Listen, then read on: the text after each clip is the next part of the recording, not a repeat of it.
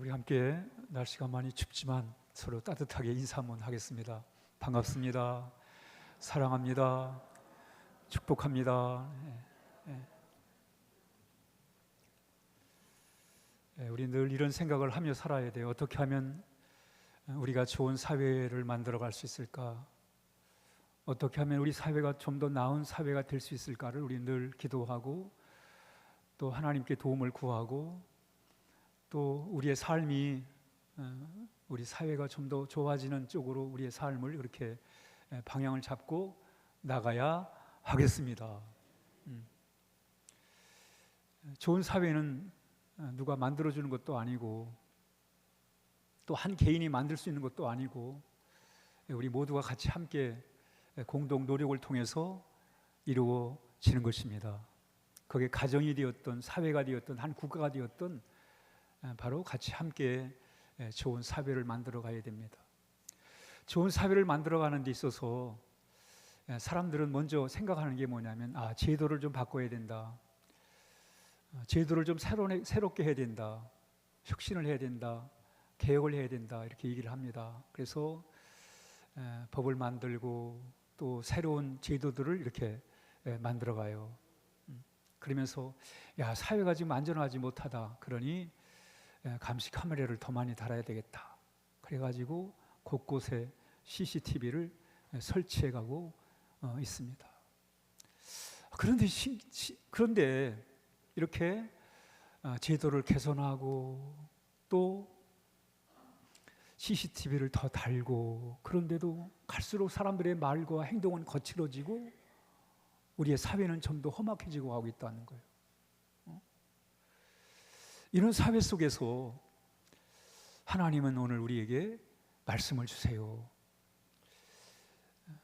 우리가 좀 더 나은 사회를 어떻게 만들어갈 건지를 우리에게 가르쳐주고 있습니다. 제도를 개선하는 거, CCTV를 더 다는 거 중요하다. 그러나 그거보다 더 중요한 게 있다. 아무리 감시와 통제의 사회를 만든다고 좋아지는 건 아니다. 그러시면서 이런 말씀을 주세요. 우리 같이 함께 읽겠습니다. 현대인의 성경입니다. 시작. 사람들아, 여호와께서 선한 것이 무엇인지 너희에게 보이셨다. 그가 너희에게 요구하는 것은 옳은 일을 행하며 한결같은 사랑을 보이고 겸손한 마음으로 너의 하나님과 교제하며 사는 것이다. 아멘. 저는 이걸 한마디로 한번 따라합니다. 품이 있는 사회. 품이 있는 사회. 품이 있는 사회를 하나님 만들어 가라는 거예요. 품격 있는 사회, 품이 있는 사회를 만들어라 라는 거예요. 제도를 개선하는 것도 참 중요하지만 CCTV를 더 다는 것도 중요하지만 품이 있는 사회를 세워가라. 품이 있게 살아라. 이런 말씀이에요. 그래서 오늘 우리 사회가 어떻게 하면 좀 더 좋은 나은 정말 더 편안하고 더 안전하고 더 즐겁고 행복한 그런 우리 사회를 만들어갈까? 우리 성경이 하나님이 우리에게 제시하시는 그 방법을 한번 같이 따라가 보도록 그렇게 하겠습니다. 그러면 먼저 다시 한번 성경을 읽습니다. 시작. 사람아, 주께서 선한 것이 무엇임을 너에게 보이셨나니 여호와께서 내게 구하시는 것은 오직 정의를 행하며. 됐습니다. 이 품위 있는 사회를 위해서 진짜 중요한 게 있다는 거예요. 그게 뭐냐면 읽습니다. 시작. 정의로운 사회입니다.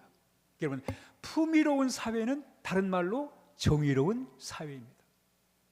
정의가 빠져버리면 사회는 품격을 잃어버리는 거예요. 품위를 잃어버리는 거예요. 그렇죠, 여러분. 그저 남 속여먹고 등쳐먹고 나쁜 짓 하는 사람을 품위 있다고 말하지 않잖아요. 그렇죠? 정말 진실하고 성실하고 정의로운 사람을 품이 있다고 말하는 거예요. 그러니까 우리 사회 속에서 정의가 빠져버리면 그 사회는 품격을 잃어버린, 품위를 잃어버린 사회예요. 아무리 경제가 부강하고 군사가 튼튼하고 아무리 제도가 잘 발달되어 있어도 정의를 보지 못하면 뻔뻔스러운 자들이 더 좋은 자리 차지하고 남을 속여먹는 사람들이 힘을 갖고 말이죠. 이런 정의롭지 못한 사회가 되면 그 사회는 품격이 떨어지는 거예요. 그래서 정의로운 사회가 될 때 품위 있는 사회가 된다는 거예요. 그래서 오늘 예수님 하나님이 미가를 통해서 말씀하잖아요. 아무리 경제적으로 군사적으로 제도적으로 발전을 했어도 이 정의로 붙지 못하면 안 된다는 거예요. 그래서 정의로운 사회, 바로 그게 품위 있는 사회다라고 성경이 우리에게, 하나님 우리에게 말씀해주고 있습니다. 그럼 정의로운 사회를 어떻게 세워갈 거냐를 대해서 잠깐 말씀을 드리도록 그렇게 하겠습니다. 읽습니다. 시작. 오직 정의를 물같이 공의를 마르지 않은 강물같이 흐르게 할지어다. 정의가 물같이 공의가 마르지 않은 강같이 흐르게 할지어다. 이런 사회는 품위격 있는 사회예요. 품위로 진짜 좋은 사회예요. 건강한 사회예요. 신실한 국가입니다. 정의가 물처럼 공의가 마르지 않은 강처럼 흐르게 하는 사회, 이런 사회를 바로 품격 있는 사회, 품 있는 사회라고 이렇게 말씀하고 있습니다. 그러면 이 품 있는 사회를 우리가 어떻게 세워갈 수 있을까? 읽습니다. 시작. 분별력이 있어야 한다. 품이 있는 정의로운 사회를 위해서는 먼저 우리가 할 일이 뭐냐면 분별력이 있어야 돼요. 선과 악을 구별할 줄 알아야 돼요. 진실과 속임수를 구별할 줄 알아야 돼요. 선과 악을 구별할 줄 알아요. 이걸 구별하지 못하면 정의로운 세상이 될 수가 없습니다. 그래서 성경이 이렇게 말해요. 시작. 단단한 음식은 어른을 위한 것입니다. 그들은 훈련을 통해 선과 악을 구별할 줄 압니다. 여러분, 선을 악하다 하고 악을 선이다 한다면 어떻게 정의로운 품 있는 사회가 되겠어요? 그렇죠? 뻔히 악인데 이걸 선하다고 우긴다면 그 사람의 인격이 의심스럽잖아요. 이게 분명히 악인데 이걸 선이라고 말한다면 그 사람의 인격과 품격과 품위는 아니란 말이죠. 그래서 여러분, 오늘 이 시대는 진실이 가려진 세대예요. 그쵸? 유명한 거, 이름 나는 거, 잘 나가는 거, 여론몰이, 그 상황에서 진실이 덮여져 있어요. 진실을 덮어버리는 세상이라니까요. 이런 세상에서 진실을 분별할 줄 아는, 진심을 분별할 줄 아는 분별력, 이게 없이는 정의로운 사회가 안 되는 거예요, 여러분. 그래서 우리는 이걸 우리가 분별력을 달라고 하나님 앞에 기도를 드려야 합니다. 분별력을 달라고. 그러면서 정의로운 사회를 우리가 세워가는데 첫째는 분별력이 중요합니다. 깨어 있어야 돼. 눈을 감고 있으면 속이는 자가 나를 속인다는 걸 몰라요. 그러면 정의로운 사회가 안 되죠. 속이는 자가 속여 먹어도 통하는 세상이구나, 이렇게 돼버리면 정의로운 사회가 될 수가 없는 거예요. 그래서 우리가 깨어 있어야 돼요. 분별력을 가져야 돼요. 어른이라는 게 뭐예요? 분별력을 갖는 게 어른이에요, 여러분. 말씀하잖아요. 단단한 음식은 어른을 위한 것이다. 그들은 훈련을 통해 선과 악을 구별할 줄 안다. 그러니까 어른이라는 것은 분별할 줄 아는 거예요. 분별할 줄 아는 거예요.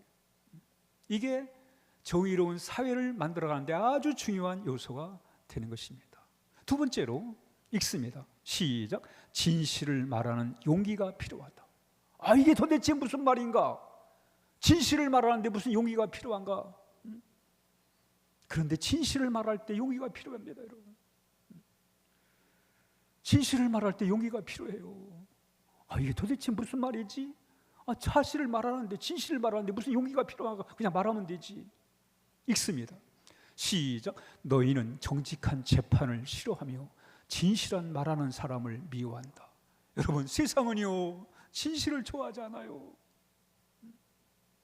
진실을 말하는 걸 좋아하지 않는다니까.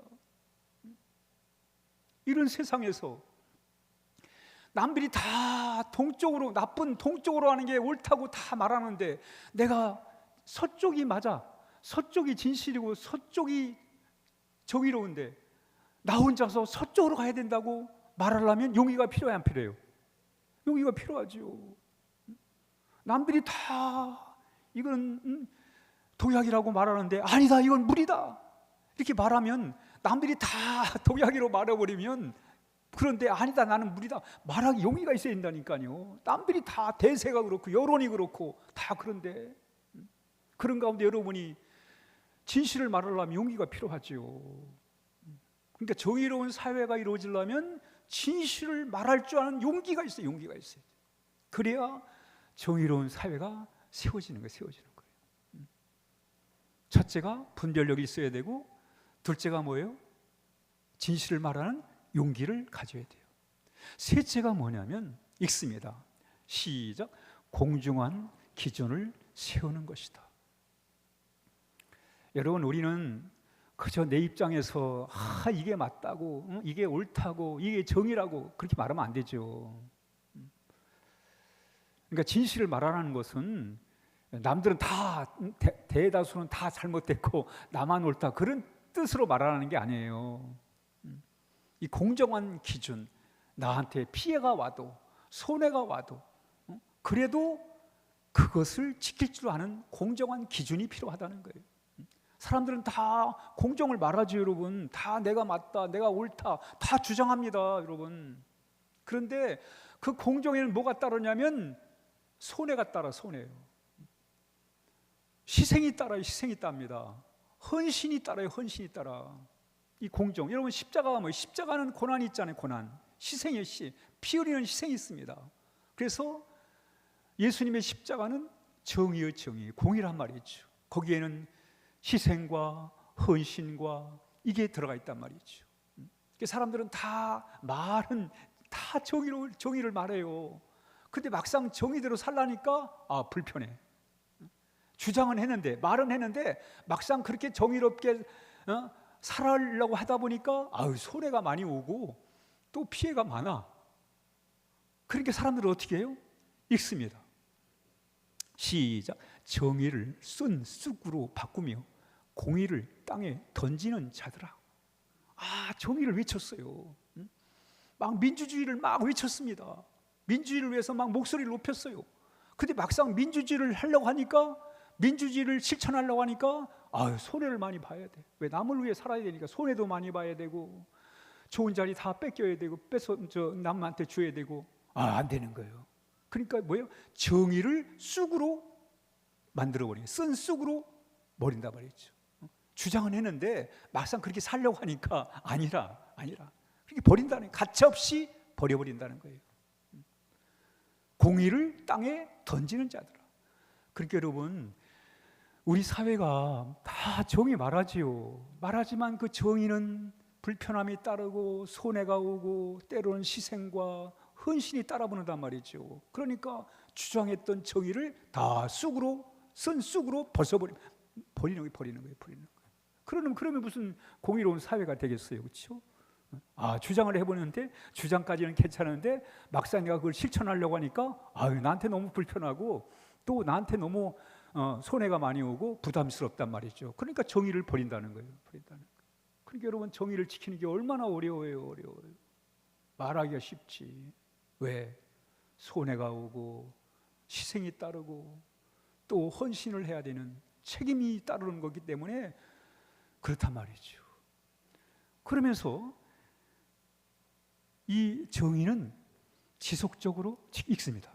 시작. 지속성이다. 정의는 지속적으로 가야 돼요. 지속적으로 읽습니다. 시작. 오직 정의를 물같이, 공의를 마르지 않은 강같이 흐르게 하라. 여러분, 정의는 한 번 주장한다고 해 되는 게 아니에요. 내가 약할 때, 내가 힘이 없을 때 정의를 외치다가 내가 힘이 생기니까 정의를 차버리는 그런 게 아니라, 내가 가진 게 없을 때는 그저 정의를 외치다가 막상 내가 가진 게 생기니까 그 정의를 내팽개치는 그런 이기적인 정의가 아니고, 이기적인 정의가 아니고, 또는 무슨 행사적인 정의가 아니라, 나는 정의로운 사람이라고 다른 사람에게 드러나기 위해서 행사 차원에서 하는 정의가 아니라, 정의는 지속적이어야 돼. 내가 힘이 없을 때나 힘이 있을 때나, 내가 없을 때나 가질 때나 지속적으로 우리가 정의를 연결시켜 나가야 우리가 정의로운 그런 정의를 세워갈 수 있다는 것을 말씀하고 있는 것이. 그래서 물처럼, 마르지 않은 물처럼 늘 흐르게 하라는 거예요. 지속적으로, 일시적 단번에 행사로 끝나는 게 아니라 자기 좋을 때만, 자기 어려울 때만 정의 찾고 자기 나름대로 자기가 좋을 때는 정의를 버리는 그게 아니라 지속적으로 할 때 바로 우리가 정의를 세워갈 수 있음을 말씀하고 있습니다. 여러분, 우리가 품위 있는 사회를 위해서는 우리 사회가 정의로운 사회가 되어야 하겠습니다. 그래서 우리는 분별력을 가져야 돼요. 그렇죠? 분별력을 통해서 우리는 정의를 세워가야 됩니다.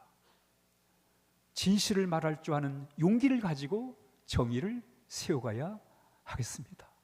나에게 손해가 오더라도, 나에게 희생이 따르더라도 정의를 지킬 줄 아는, 거기서 부른 정의가 세워지는 겁니다. 지속적으로 내 환경 처지에 상관없이 지속적으로 우리가 정의를 세워갈 때 그 정의가 우리 사회를 품위 있는 사회로 만들어 가는 것입니다. 아멘. 둘째로 한번 같이 읽습니다. 시작. 사람아, 주께서 선한 것이 무엇임을 내게 보이셨나니 여호와께서 내게 구하시는 것은 오직 정의를 행하며 인자를 사랑하며. 첫째는 뭐예요? 정의를 행하는 거예요. 둘째가 뭐예요? 인자를 사랑하며. 인자를 사랑하며. 인자를 사랑한다는 게 뭐냐? 인자를 사랑하며. 읽습니다. 시작. 사랑의 마음을 가져라. 사랑의 마음을 갖는 게 바로 우리가 품위 있는 삶이에요. 품위 있는 삶이에요. 그러니까 여러분, 누가 정말 품위 있는 사람인가? 사랑의 마음을 가진 사람이 품위 있는 사람임을 믿으시면 아멘 하시기 바랍니다. 그렇죠, 여러분. 사랑을 품고 살면 진짜 품위 있는 사람이지요. 그렇죠. 남에 대한 원망과 불평으로, 미움으로 가득 차 있다면 그것이 품위 있는 삶이 되겠어요. 그래서 품위는 사랑의 마음을 가지는 거예요. 오늘 본문에 보면 인자를 사랑해라. 인자가 도대체 무슨 말인가? 읽습니다. 시작. 인자. 이 히브리어로, 이스라엘어로 헤데스. 뜻이 뭐냐면, 읽습니다. 시작. 불쌍히 여기는 마음이다. 여러분, 사람을 경쟁 상대로 보면 그때부터 그 사람과 전쟁을 치르는 거예요. 경쟁 상대로 보면. 그러니까 상대를 경쟁 상대로 보지 말라는 거예요. 불쌍히 보라는 거예요. 여러분, 자식이 부모를 경쟁 상대로 본다고 그러면 얼마나 불평해요. 제가 은총이하고 이렇게 체스를 해서 체스 저 미국 장기 있잖아요. 근데 얘가 나보다 더 잘 두는 거예요. 못 참겠더라고. 막 화가 나고 말이죠. 못 참겠더라고.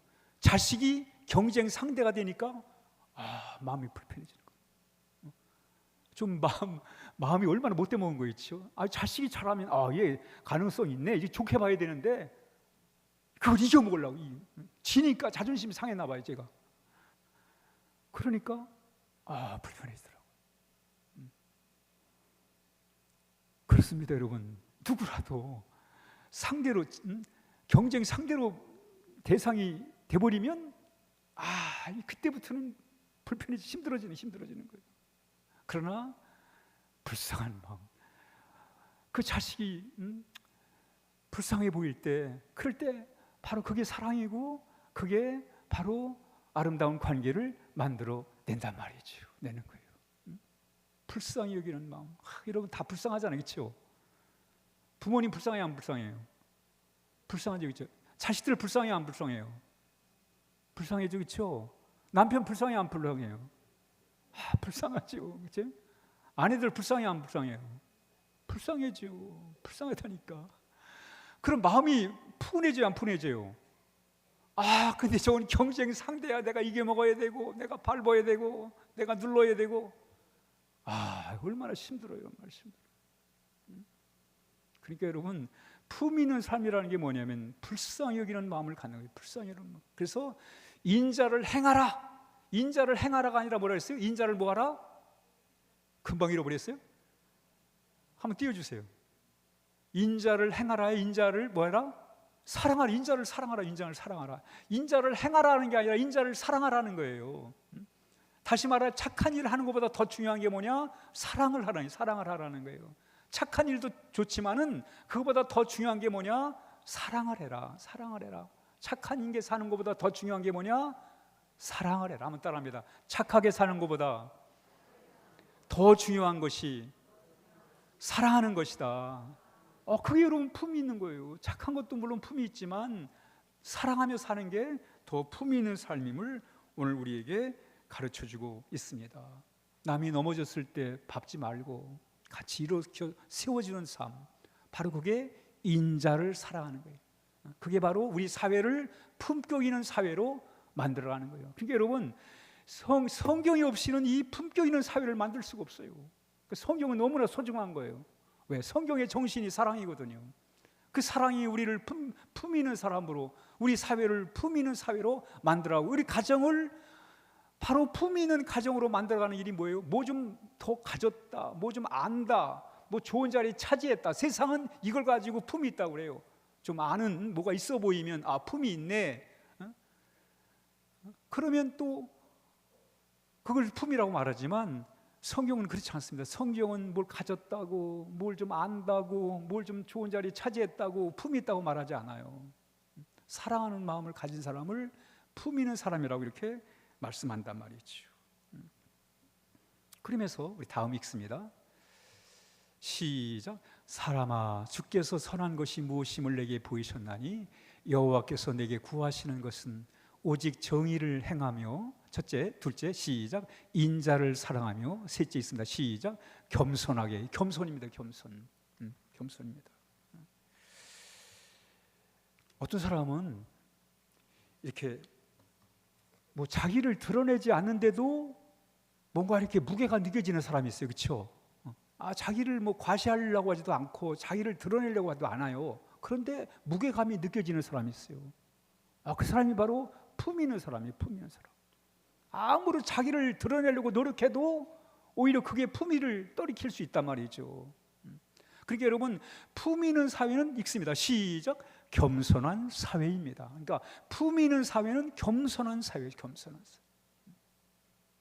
겸손이 그 사회를 품위 있게 만들어가는 것을 말씀하고 있습니다. 이 바리새인들이 자기를 드러내기를 좋아했어요.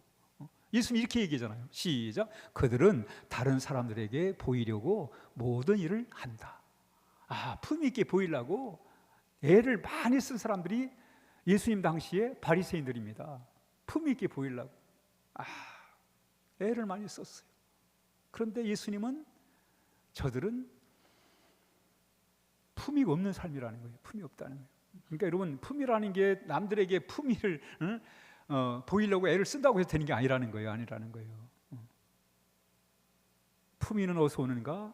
겸손을 통해서 오는 것입니다. 아멘.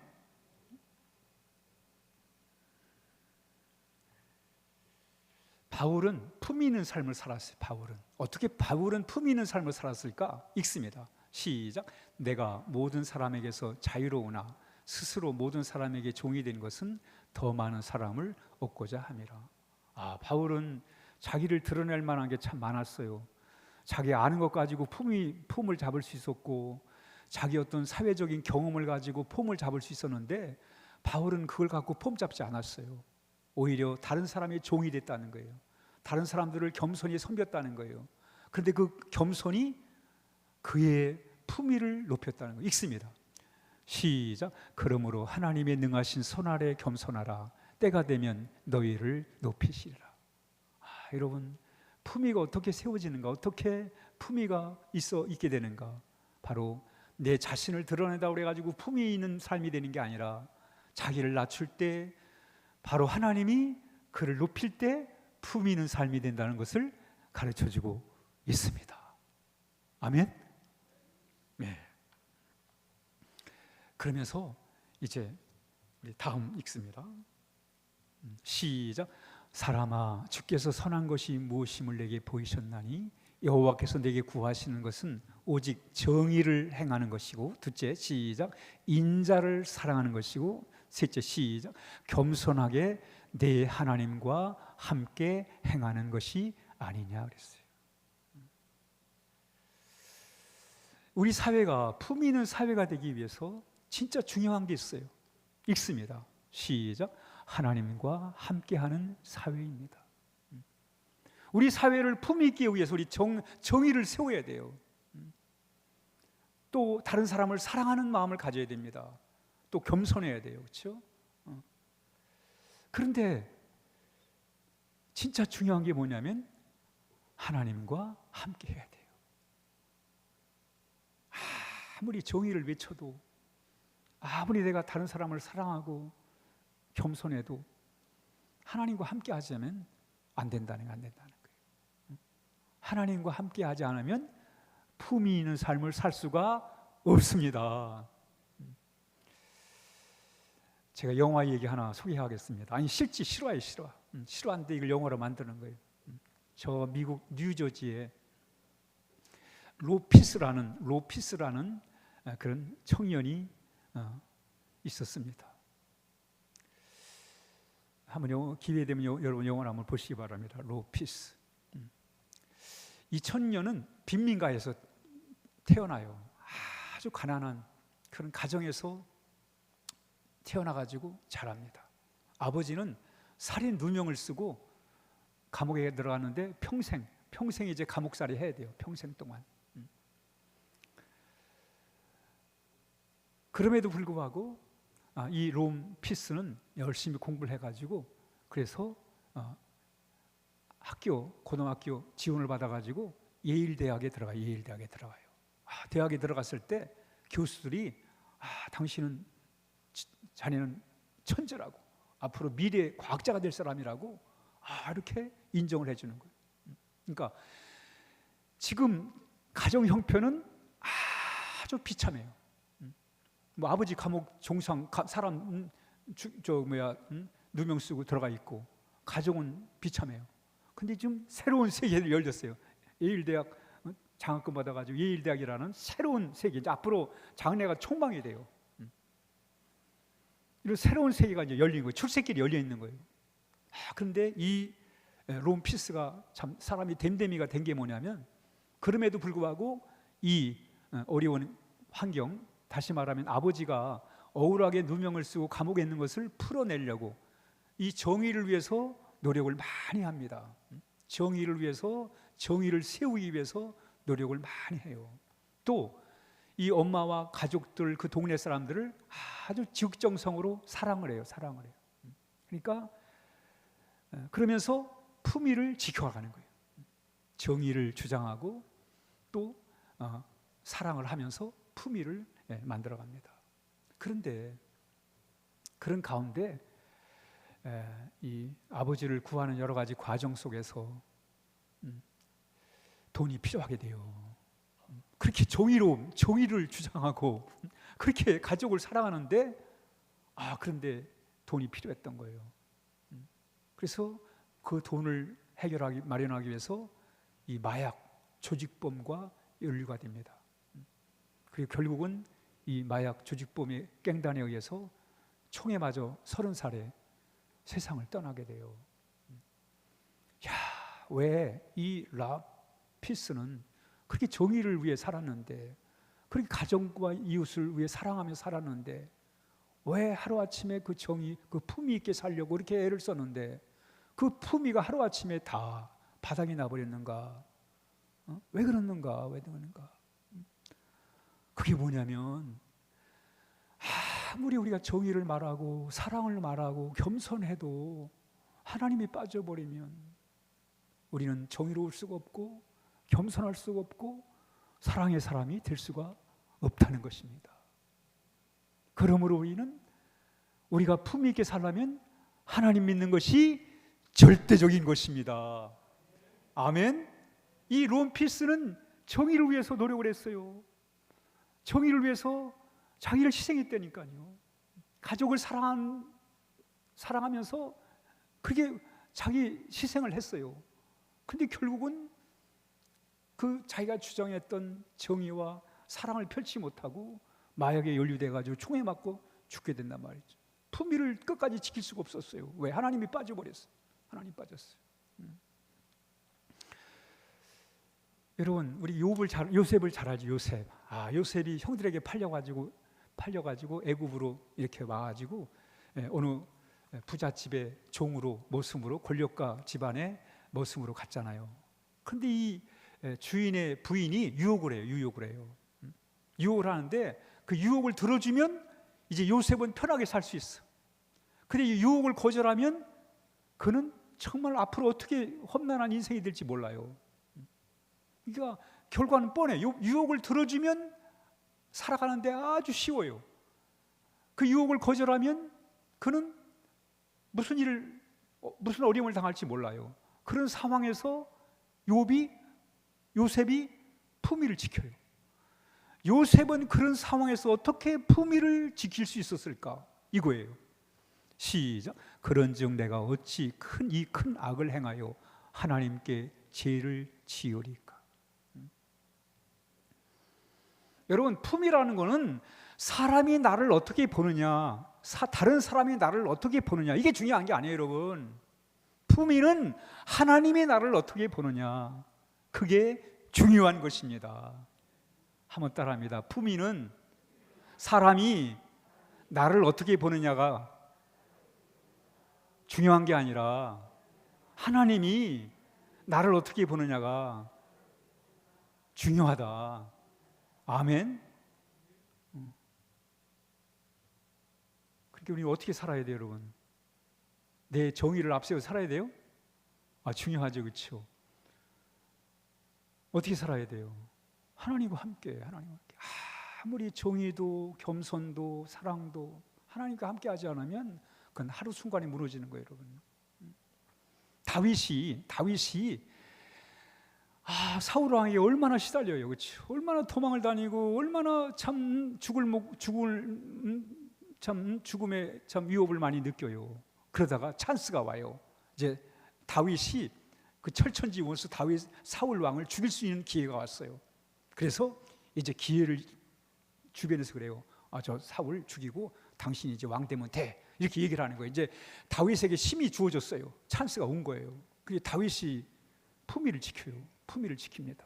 어떻게 지켰는가? 읽습니다. 시작. 자기 사람들에게 이르되 내가 손을 들어 여호와의 기름 부음을 받은 내 주를 치는 것은 여호와께서 금하신 것이다.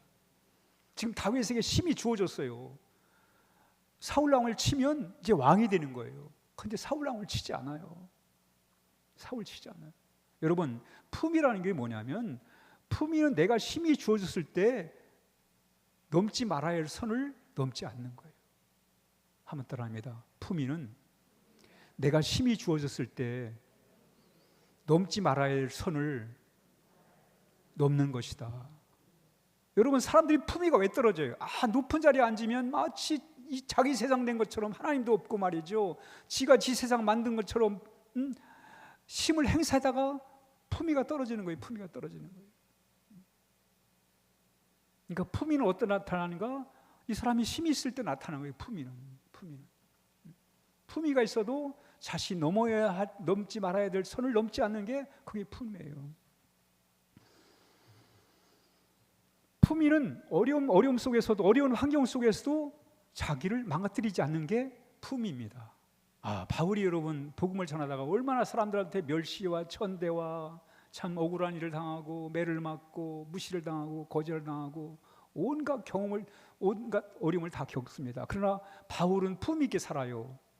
그 환경 처지가 자기를 망가뜨리지 못하도록 그 억울하고 그 힘들고 남들한테 모욕을 당하고 천대를 당하고 그런 상황 속에서도 바울은 품위를 지켰어요. 그 어려움들이 자기 자신을 망가뜨리지 못하도록 했단 말이에요. 그게 품위란 말이에요. 한번 따라합니다. 품위란 어려운 환경이 나를 망가뜨리지 못하게 하는 거다. 그렇습니다만 조그만 어려움이면 좌절하고 낙심하면 그 품위가 없는 거예요. 어려움이 있어도 그 어려움을 하나님 붙들고 잘 이겨나갈 때 바로 그것이 품위 있는 삶인 것입니다. 결론입니다. 읽습니다. 시작. 품위 있는 사회. 제목 품위 있는 사회. 그 품위 있는 사회를 첫 번째 어떻게 해야 돼요? 시작. 정의롭게 살자. 둘째, 시작. 사랑하면서 살자. 셋째, 시작. 겸손하게 살자. 넷째, 하나님과 함께 동행하자. 여러분, 우리 부모 세대들은 정말 지질이 못 사는 나라, 이 나라 우리 자식들에게 참 살만한 나라 만들어 주려고 얼마나 고생을 많이 했어요. 정말 고생 많이 했습니다. 우리 부모 세대, 우리 자식들만큼은 가난한 이 땅에 살지 않도록 하기 위해서 정말 애를 많이 썼어요. 정말 애를 많이 썼습니다. 그래서 오늘 이렇게 우리가 살만한 나라에서 살고 있어요. 그렇다면 우리는 그 부모가 자신들이 희생해가지고 이렇게 우리로 하여금, 우리 자식들로 하여금 살만한 세상, 경제력을 갖춘 살만한 나라를 만들어 줬다면, 그럼 우리 자식들에게는 우리가 어떤 나라를 물려줄까요? 어떤 나라를? 우리가 물려줄 나라는 바로 품위 있는 나라입니다. 품위 있는 나라. 그 품위 있는 나라를 우리가 물려줘야 될 책임이 우리에게 있습니다. 그래서 여러분, 이 품위 있는 사회를 위해서 우리 같이 함께 기도함으로, 그래서 정말 하나님이 기뻐하시는 그런 좋은 나라를 우리 후손들에게 물려줄 수 있도록 우리가 하나님을 더욱더 잘 믿어야 하겠습니다.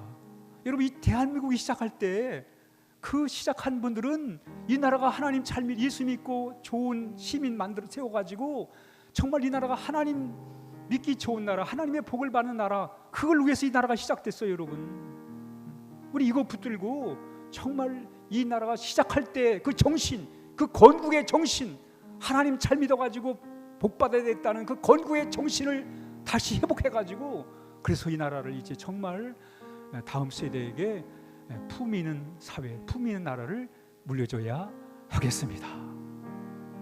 기도하겠습니다. 하나님은 우리로 하여금 품위 있는 삶, 품위 있는 사회를 만들곤 하십니다.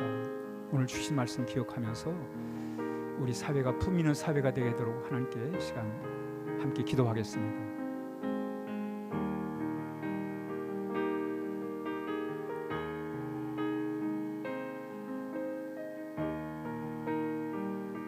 하나님 아버지, 감사합니다. 이렇게 오늘도 말씀으로 우리의 삶의 방향을 정해주시고 또 그 길을 갈 수 있도록 도와주시니 감사합니다.